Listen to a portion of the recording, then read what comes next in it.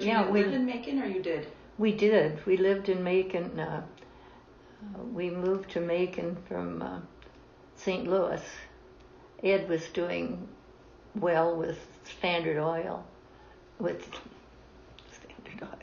Sinclair Oil, and he had a territory in St. Louis, and as a salesperson, and Charlie was wanting. He knew Ed was successful sales, so he started telling us that he would build us a house in Macon if we would move to Macon and come to work for Charlie. And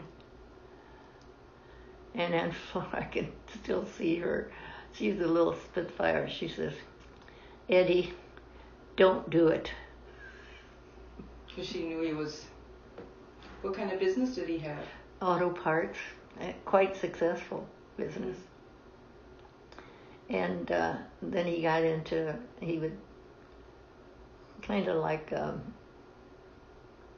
business person today. Then he would buy land and property, and he would build houses and sell them and do all that kind of stuff. So then he had just built a new house for them in Macon, and he said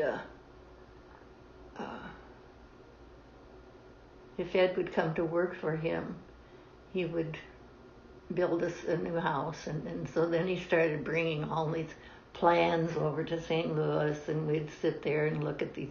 Well, I mean, like two young kids. I mean, oh, yeah, that's wonderful. Oh, okay, yeah, all right. Oh, yeah. Well, do you want the sink here, or, should the kitchen go here? Shit, we didn't know what the hell we were talking about. So you just kind of ate it up and then... Oh, yeah, I mean, who wouldn't? Oh, yes, of course. And then there was little Aunt Flo sitting there the whole time. "Eddie, don't do it. You know him. Eddie, don't do it." Oh, boy. But so did you actually move to Macon? Oh, you did. Oh, yeah. Because that's where my mom was born. And then how did that wind up? Well, There's no house? No house. We rented a house because it was always in the making. It was coming? Okay. Yeah, coming kind of thing. And it didn't take Ed very long to figure out that he didn't want to do that the rest of his life. He traveled to was selling auto parts and that kind of stuff throughout Missouri, and he was doing quite well for Charlie. And Charlie also had a store in Kirksville, so he had two stores, so they were doing quite well. And I never Florence was over at our house all the time. I mean, she would be there every morning. When I had two little babies at home, and she would show up every morning pretty much to visit and whatever, which was nice. Aunt Flo was a sweet lady. But anyway, Christmas Eve, Ed was so pissed. Because the children were really little, and Charlie said, "Yeah, you have to work Christmas Eve." You know what he had him do? What? Wash the windows at the store. You're kidding me. No, I'm not kidding you. And that really, I think that was the straw that broke the camel's back.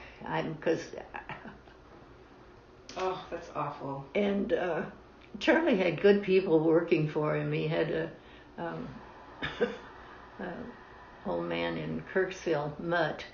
Rose was his name, and he was the manager of the Kirksville store when Ed was in school up there, and he worked part-time in the Kirksville store while we were going to school.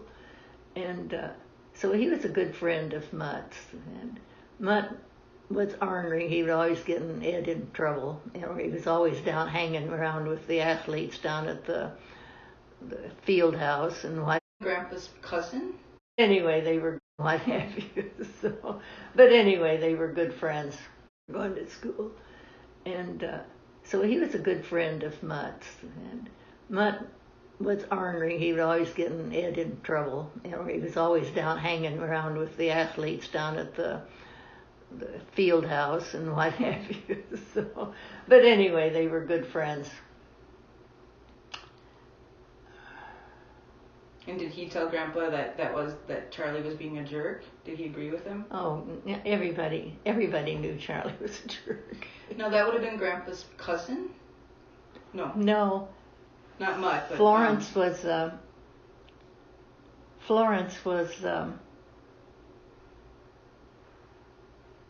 Ed's aunt. So Charlie, Ed's father was a brother to Florence. Oh, okay. So Charlie would have been his cousin? No, Charlie was Florence's husband. That was. Oh, I thought Charlie was her son. No, that's Chuck.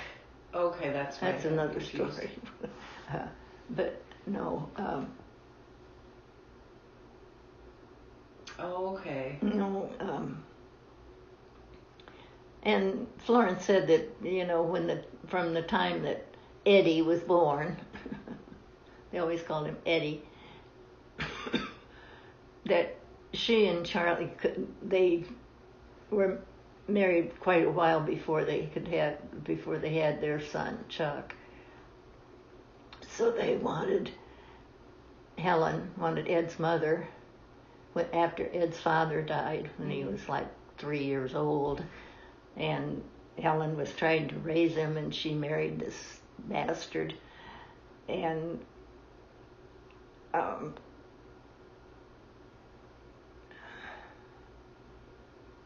Florence wanted to adopt Ed and to raise him, but Helen she didn't want to let him go. Mm-hmm. So Ed stayed in Chicago with his mother and this stepfather that beat the shit out of him. Mm-hmm. And Ed said, I finally got big enough where I turned the tables on him and beat the shit out of him. He says, it's a wonder I didn't kill him. Mm-hmm. He said, I just thank God that I guess the police came or someone. He said, oh, yeah, I would have killed him. Mm. But anyway, that's neither here nor there. Was his name Frank, the stepdad? I can't remember what his name. Grandpa told me that story once, only once. But I think it wasn't Frank. Was it his name? Oh, was it Bill? Bill. Frank was his grandfather. Okay. Or was his name Charlie as well? I thought there was a Charlie. Or no, that was Aunt Flo's son. Okay, I got it. Aunt Flo's husband was Charlie. Right. And he was not a mean person. He was just, I'm gonna do this kind of. I don't know. Maybe a little jealous of Grandpa. Well, I think that was quite a bit of it, maybe. Maybe. Who knows? But yet he was kind enough to take Eddie in when he was a troublemaker in Chicago. He wasn't going to school. He was flunking. And so then finally Helen said, oh, and then when he was starting to be a problem, then, yeah, you go live with Florence. Which he did. And that's when, I'm sure Grandpa told you about his arriving in Macon, Missouri from Chicago. Yes. In his zoot suit and his hat. And he said, I just know I was going to get the shit beat out of me that first day at school. And I knew they were all going to just gang tackle me. And he said, and I walked in, he said, I must have looked like a clown to this, because they were all in overalls and black shirts. And he said they were so nice. Those kids were so nice. And for Ed to say that, I mean that, because you know he walked in with a chip on his shoulder, and you know. No, and he did very well, and then he got into football, and of course that was another story.